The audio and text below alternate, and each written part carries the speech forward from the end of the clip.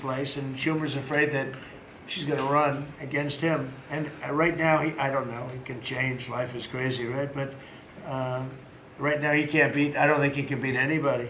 So he'll lose in a primary. I would say he'll retire before he loses in a primary. So I think Schumer's going to retire because he can't beat anybody. His polls are so bad. Meanwhile, the Democrat shutdown is causing pain and suffering for hardworking Americans, including our military, our air traffic controllers, and impoverished mothers, people with young children, people that have to live not the greatest of lives. But we're doing so many tax cuts. We've cut their taxes. The great big beautiful bill, we've cut their taxes at levels that nobody's ever seen. I mean, no tax on tips, no tax on Social Security, no tax on overtime. It's been a great thing for a lot of people. They're doing great.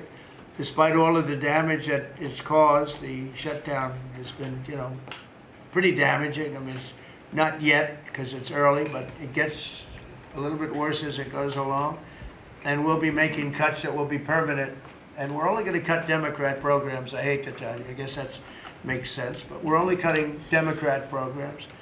But we're going to start that. And we have Russell, we can talk to you about it if he wants to. But we'll be cutting some very popular Democrat programs that aren't popular with Republicans, frankly, because that's the way it works. They wanted to do this. So we'll give them a little taste of their own medicine. But Chuck Schumer proclaimed this morning that every day gets better for them. No, every day it's actually getting worse for them.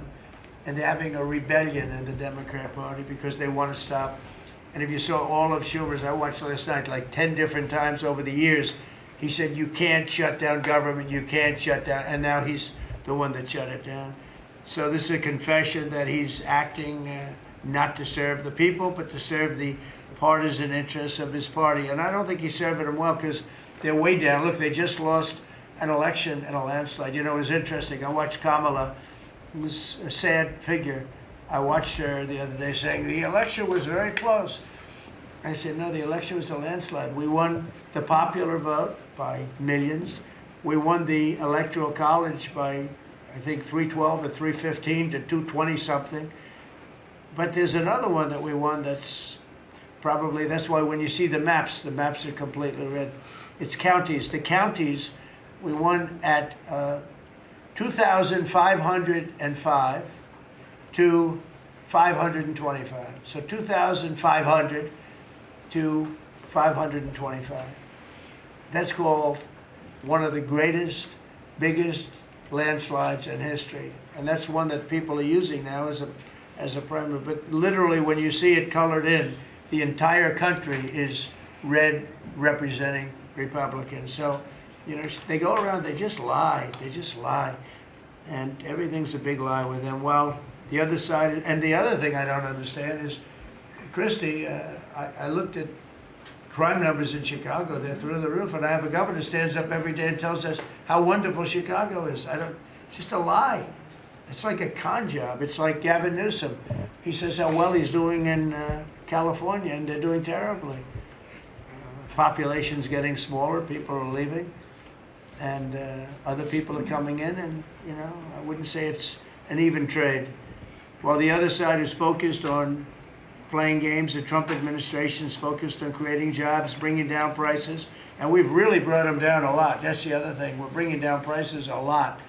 We're bringing down grocery prices, but the big thing is energy. When you bring down energy, everything comes down. And the energy prices are way down. I see we're down to about $61 now a barrel.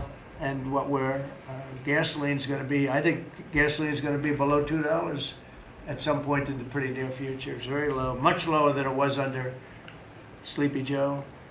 And we're restoring law and order in our country. We're restoring it here, but we're restoring it right now. We're in Memphis. We're going to Chicago. We're going to other cities. Many governors are asking us to, including Democrats are trying to ask. I don't know what the big problem is. If I were a Democrat governor, I'd be saying, whatever you can do to get crime down, I'll take anybody. You can bring them in I don't care who it is. A lot of people said that. They interviewed women, these beautiful women in Chicago, black women with a MAGA hat, a red hat. They said, we don't care who he brings in here, but this place is really dangerous. We just want crime to stop. It's true. They don't care. You know, they don't differentiate between the National Guard and the Marines. They don't care. They'll take anybody. And that's the way it is. I mean, they want to see, they want what we did in D.C., they want to happen to them. And it's happening in Memphis already. It's still, I see in less than a week, the numbers are really good. And it'll be great, and we'll fix that. We'll go to various other places, and we're going to be stopping crime in our cities, and that's a great thing. And we won't get credit for it, but it's a great thing. We've launched a historic campaign to take back our nation from the gangs and the street criminals, violent repeat offenders, illegal alien lawbreakers, domestic extremists, and savage, bloodthirsty cartels. And very little, by the way, is coming in by water. In case you haven't known, the drugs aren't coming in by water. In fact, we can't even find any boats in the water anymore. We had boats, we were like a subway train loaded up with drugs. Every boat, every single boat that you see getting taken out kills 25,000 Americans. Think of that. Because it's, you know, it's pretty tough stuff. But it kills 25,000 Americans. So when you hear that, it's no longer tough. But here in Washington, we've deployed federal law enforcement and National Guard to restore public safety, and we're working to replicate that in numerous places all over the country. And we have a very powerful military. We have a very powerful National Guard. I want to thank the governor of Texas, who has been, as usual, great. Governor Abbott, he gave us 400 troops without even a question. And we have other governors likewise doing what has to be done, because they know we have to confront crime.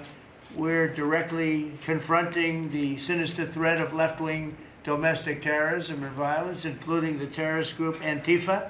You saw that yesterday. We had a news conference. Antifa's out of control in Portland and other places, but mostly Portland in the case of Antifa. And we had people that were really badly affected by them. It was terrible. So one of those things, but we're knocking the hell out of them. And we're looking for the people that are funding them, and those people are going to be just as guilty as the people that smack people over the head with a baseball bat.